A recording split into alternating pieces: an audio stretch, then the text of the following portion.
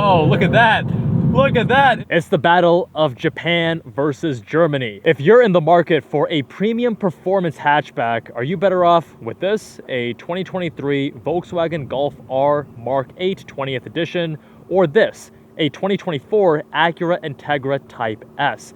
Now, the Golf R has an MSRP right around $48,000 with the DCT, whereas the Integra is $52,000 and comes with a 6-speed manual transmission. Both are powered by 2-liter turbocharged inline-4 engines.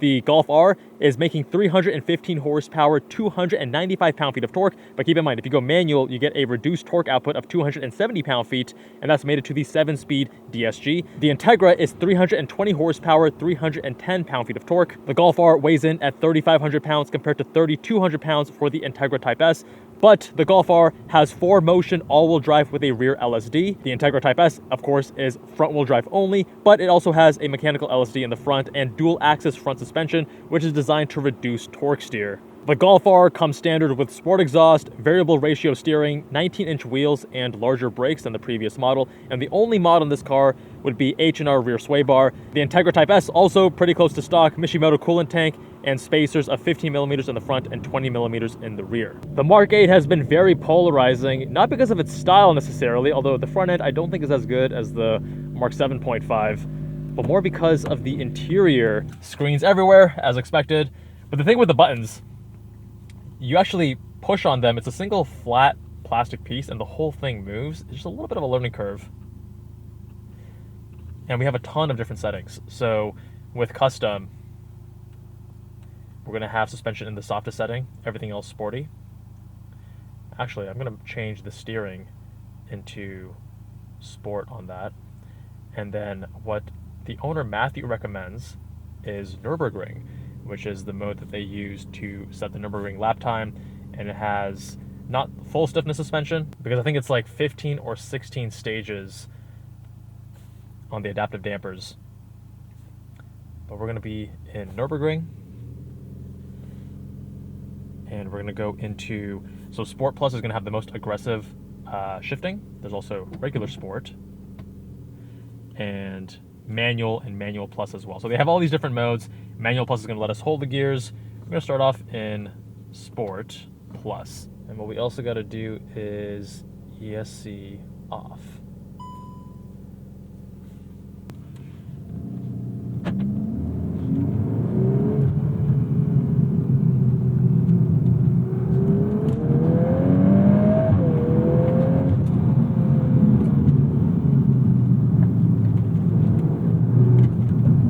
First impressions, this is feeling more nimble than I was expecting at 3,500 pounds.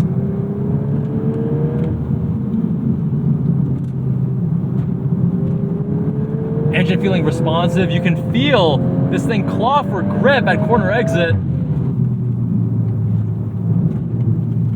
gonna go into manual mode now because even in Sport Plus, it's not being quite as aggressive as I would want with the downshifts. It's waiting a little bit longer. Got a really sharp jolt in the back when you upshift, adding a little bit of theater and drama. Oh wow, look at that. A little bit of trail braking, getting a bit lively at the rear. You can feel this thing very dynamic.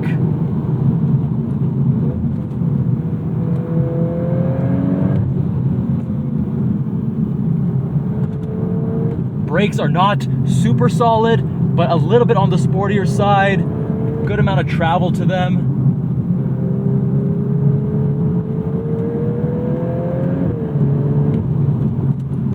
Wow, first impressions, I'm impressed. This car is handling this road pretty well. Adaptive dampers in this setting are well suited. Good body control while also absorbing the bumps. Let's give you a pull here. I'm gonna go back into sport mode, give this one more shot.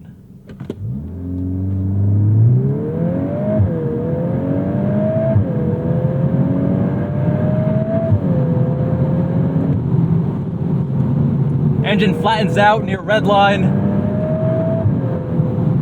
Really quick and smooth shifts right now in Sport Plus. You can hear it downshifting for us. Ooh, getting a bit of understeer there, was entering the corner a bit hot. We also do have McPherson strut front suspension. Now with this all-wheel drive system, it can send up to 50% of the torque to the rear, and of that torque, it can send 100% of it to either left or right. The most aggressive mode for that would actually be drift mode if you want to get a little bit more rotation on throttle. Oh, that did not downshift in the way that I wanted it to. Oh, look at that. Look at that. It'll give you some rotation. Corner exit.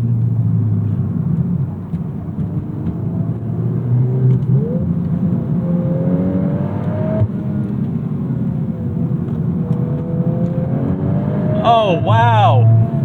Wow, wow, wow. So I drove an Audi RS5 recently, and there, the way that they had sent power to the rear was unnatural, and the way that it would start to rotate the car a bit too aggressively and unnaturally. Here, it's actually feeling way more convincing.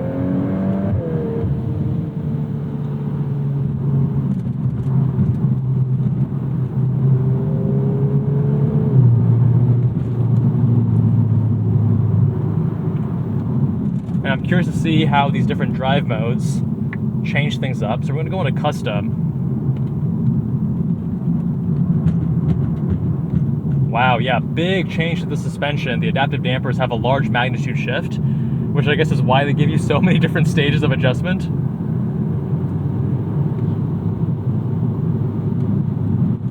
Yeah, relatively soft and comfortable. Look at that. A lot more body roll, but that's what you expect and what you want when you go to comfort.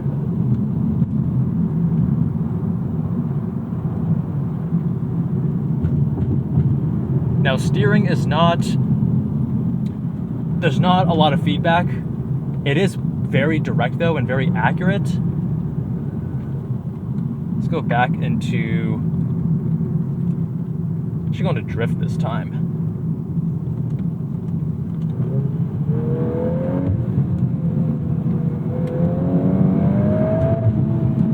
Yeah, even there. Okay, now it's starting to be a little bit accentuated with the rotation at the rear axle.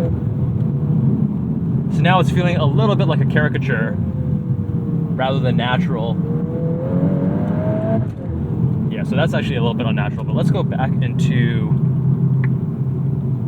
Nürburgring. This felt good. This felt very natural in terms of the rear rotation. I'm actually quite impressed. I mean, the inputs here are still, you know, hatchback origins, sportified in terms of brake pedal, having a bit more travel, not super firm.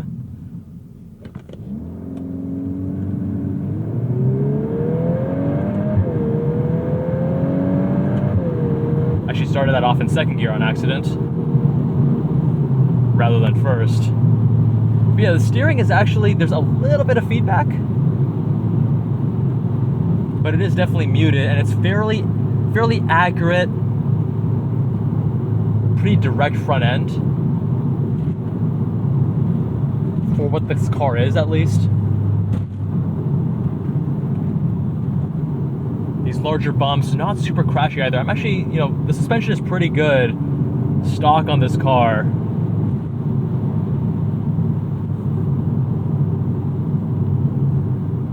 And I gotta say, I'm impressed. It handles its weight well, 3,500 pounds. I think the all-wheel drive system is doing a lot to help this feel more dynamic. You're getting that rotation at the rear axle, which you really want. Even though the all-wheel drive system has front-wheel drive origins, yeah, they've actually tuned it really well, especially in the Nürburgring mode. And the transmission logic, even in Sport Plus, I don't think is quite there. If you look at Porsche, when you have their Sport Plus mode, I think that's far more natural. But again, that's a Porsche, also different price point, although you can also argue that transmission logic shouldn't be that dependent on price point. Transmission also very quick and direct with both the upshifts and the downshifts. But now let's compare it to the Integra Type S. Now it's time for the 2024 Integra Type S. We're about 10% lighter here compared to the Golf R. We also have a little bit more horsepower and a little bit more torque, about 5 more horsepower and about 15 more pound-foot of torque, but all the power goes to the front only. I do love this color though, it is gorgeous. almost as pretty as Soul Red Crystal on Mazdas.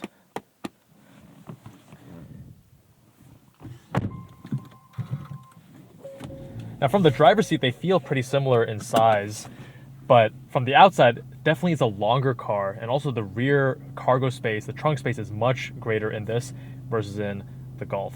We're gonna go to individual mode here, engine and Sport Plus, steering we're gonna do Sport Plus, suspension Sport Plus, and change it from there.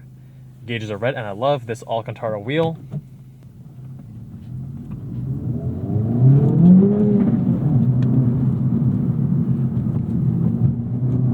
Well, first corner, already getting a lot of torque steer.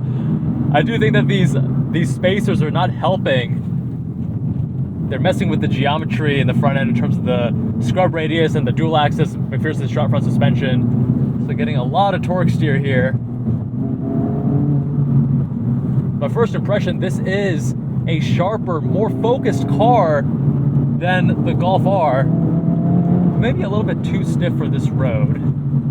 So let's dial this back into Sport. You know, the front end here is a lot sharper, and the steering feels more direct. But the issue is that you don't get much feedback. You actually get a little bit more feedback in the Golf R, even though it has this kind of unnatural center lightness and then added weighting off center. But yes, even without the spacers, you still get torque steer, despite what some people may say.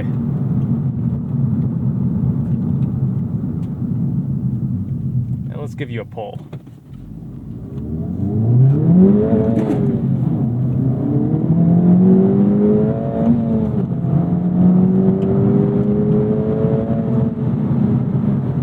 Had a bit of a grind there getting into second.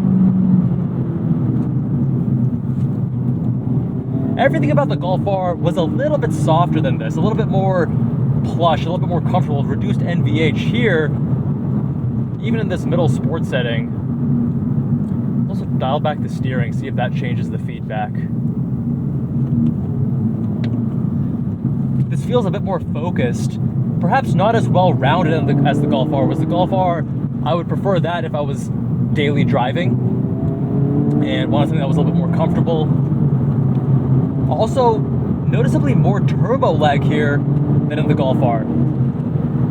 We're down about 10% on weight and up a little bit more in power and torque, 5 horsepower and 15 pound-feet. And, you know, it pulls a little bit harder, but it's pretty subtle. I don't think you're really gonna notice a huge difference either way.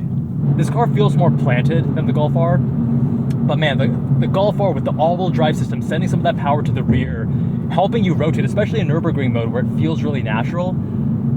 There's just, you cannot get throttle induced rotation. You can't get that little bit of slip angle that feels so good. It's also the fastest way around a racetrack. When you get that little bit of slip angle before you need to counter steer, you're just not getting that with a front wheel drive vehicle. Now, I have driven very recently some modified versions of the FL5 and DE5 that are incredibly compelling. But out of the box, stock, I feel like while these are very impressive for what they do for a front wheel drive performance-based vehicle, they still feel a little bit compromised.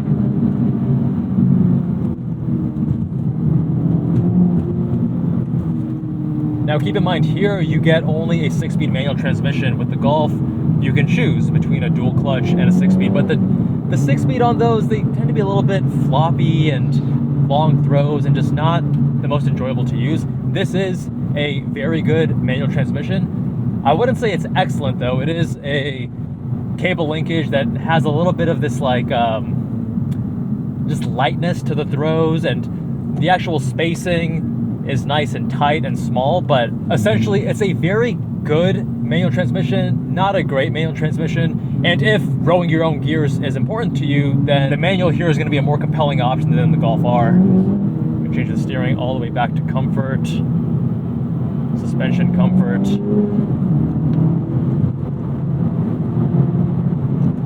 Yeah, the Type S, even in these softer settings, is significantly stiffer than the Golf R. And I'm actually quite impressed by the Golf R after driving these now, because the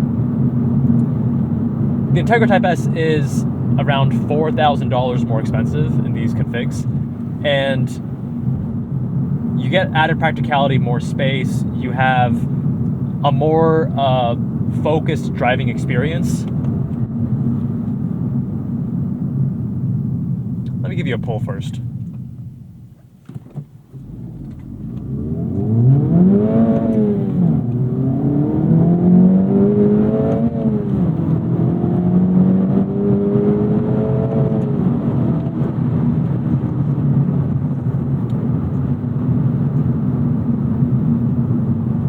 And while it is a bit more focused, it also feels a bit more compromised by the front-wheel drive setup. It's very impressive how it claws for grip on mid-corner and corner exit, but you corrupt the steering, you can't get any throttle-induced rotation, and while it feels more planted and more serious, you're also trading off a bit of ride comfort. There's harsher NVH here. The Golf R it's much quieter, it's more plush. It's the car that I would want if I wanted a single daily that I could ride in comfort to and from work and do my errands and all that stuff, and also be able to toss around the canyons and have a lot of fun. In fact, honestly, I find it more fun, even though it's softer, I find it more fun than this Integra Type S because it doesn't feel as compromised. And yes, it is a little bit heavier and you feel that weight, but the main reason you feel the added weight is simply because of the suspension being a little bit softer, right? So you feel a bit more body roll, squat, dive, things like that. But I would argue stock for stock, the Golf R is at a lower price point. It feels more well-rounded. It's more comfortable. I would argue it's actually even more fun in the canyons. And if you were to modify them, that may change the equation. But again, stock for stock, it's more fun, it's more comfortable. Styling is going to be subjective. And if manual is very important to you, then yes, you may want to lean more Integra Type S, but I think that the dual clutch in the Golf R is also quite compelling. If it was my money, I'd have to go Golf R. Both are great options. Premium hatches that are both fun to drive. Japanese versus German. And honestly, I thought I was going to go more Integra at the beginning of this, but after driving both, I find myself leaning more towards the Golf R. I was pleasantly surprised by the Golf R today. But my friends, let me know what you think with a comment down below. Big shout out to the owners, Matthew and Lawrence, for letting us review their vehicles. Shout out to Fenton from the Zygreen channel for making this review possible. My friends, if you want your car reviewed, visit us on jabalandcars.com. Fill out the form on the homepage. Much love, and I'll see you all in that next one.